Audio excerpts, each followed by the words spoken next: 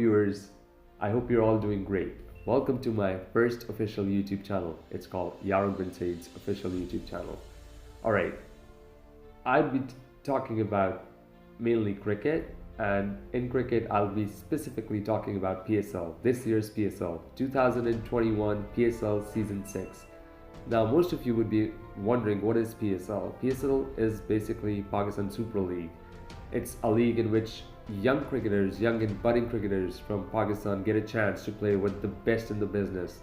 They idealize those players, they share dressing rooms with those players so that they'll be able to compete in the upcoming international matches. Alright, so now I'm going to talk about what is PSL. It has hosted 5 events outside Pakistan. This is the first time PSL is actually coming home. All of the tournament is coming in Pakistan, and this is the first time it has happened.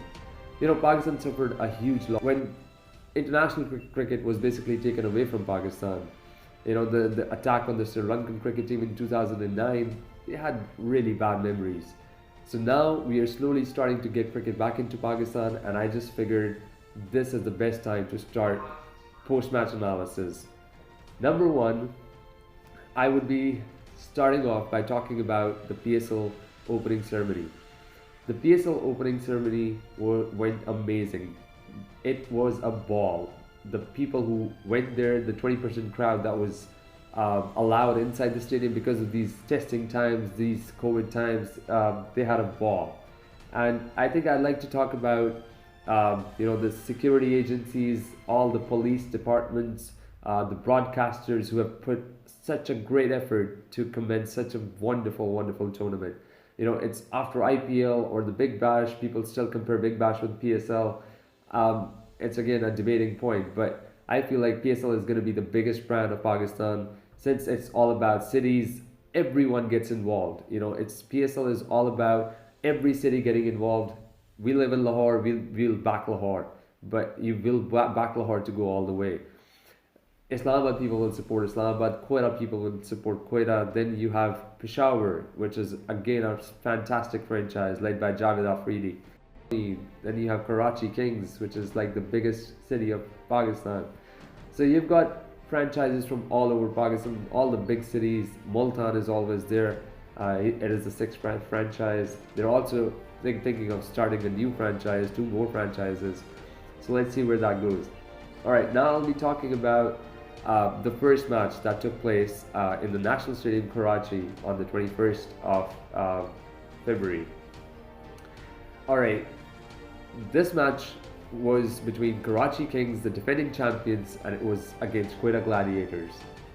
Karachi Kings was led by Imad Wasim, and Quetta Gladiators was led by Mr. Sarfaraz Ahmed.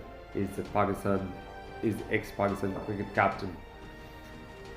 Alright, well, Karachi Kings won the toss and they elected to bowl first, just because I feel like teams in the first half of the tournament, they're going to do that. They're going to win the toss, bowl first.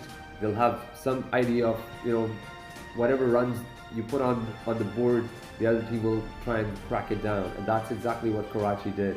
I feel like Quetta had a really poor start just because Tom Banton, he smacked the 4 of Imad Wasim, and then the next ball he tried to lift him over mid-wicket and got a top edge, and that was a simple catch for Joe Clark behind the stumps.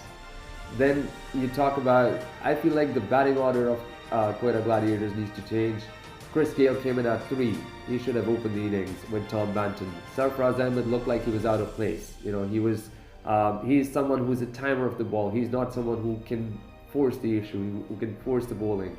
I feel like if Chris Gale comes in to open the batting with Tom Banton, the balance of Quetta looks a bit better. Then you have got Saeed, who can come in at 3. Then you have Sarfaraz, who can come in at 4. Then you have Azam Khan, who can come in at 5 and try and finish the innings. Sarfaraz can guide the innings in a certain direction. Then you have the big hitters like Ben Cutting and Mohammad Nawaz. You can develop them into, especially Nawaz, you can develop him into a great batting all-rounder. He's got all the skills. You just need a bit of confidence. Then you've got the bowlers. I feel like Quetta has got a really good bowling attack in Mohammad Hasnain and Naseem Shah. They are like the best bowlers in Pakistan. They're the best emerging bowlers in Pakistan right now. Every time, that's really funny. Every time you see a Pakistani quick, you feel like this is a land of fast bowlers. Every time you just pick something from the ground and you just find a fast bowler. Missed a trick there by, they went a bit too hard. In the power play, they were doing amazing. They had about 54, 55, 2 wickets down. They were doing great. When the 7th over, the breaks put down, and then the wicket of Saeed really changed the game, and then Dan Preston came in and he got Chris Gayle out. And I just feel like Chris Gayle played it away from his body, and it was really not his shot. He should have abandoned it or played it on the ground. I think lack of pace did him. And I feel like Karachi did great use of the conditions. Mohammad Amir was exceptional. The economy rate of 3.5 is absolutely amazing in T20 cricket. It's amazing in any form of cricket, but T20 cricket especially. Then you talk about the Karachi bowlers. Imad Wasim did a fantastic job up front. Then you had Amir Yamin, who bowled really well. Then Mohammad Amir, who was exceptional. Then you had Arshad Iqbal, the emerging player, who did a fantastic job at the back end. He tried to hit those hard lengths, and he tried to play the batsman off the back foot. And I just feel like Arshad Iqbal is going to be a future star. He bowled about 4 overs, got 3 key wickets. He got the wicket of Ben Cutting really when he was trying to get loose. I just feel like if Quetta had put about 145 to 150 on the board, the match would have still been exciting. But I just feel like Karachi bowled according to the plans. They had the right field strategy. They had the right tactics. Combining everything, I think they played as a unit. Whereas when you see Quetta, they were just like, they just did not come off this first match, to be honest. It was all about sorting the right combinations, the right batting order. I think Sarfraz should come down. Again, I'm mentioning Sarfraz should come down the order, just because it'll provide a great balance to the team. And then, Quetta just scored about 121 in 20 overs, which was never going to be enough. One good partnership and you were through. And it was all down to the likes of Babar Azam, who played fantastically. He only got 35, but the guy at the other end, Joe Clark, was just amazing. He got 46 of 23 balls at a strike rate of more than 200. It was just amazing to see that guy play. Then you talk about the people who finished the game off. It was Colin Ingram, who was brilliant. Then you had Mohammad Nabi. You have a guy like Nabi who coming in at 5 and finishing the innings the way he did. It was just fantastic. I feel like Karachi has started fantastically, and I just feel like it's going to be a really, really good campaign for them. Quetta needs to change. Quetta needs to address some issues in their batting order. Once they do that, they're going to be a formidable force in this year's competition.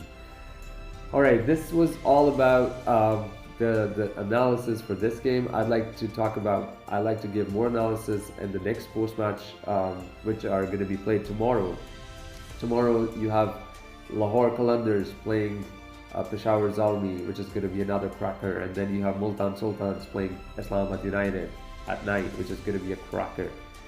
We cannot wait for those matches to begin. I'd like to give my post-match analysis of them too. If you like this video, kindly go ahead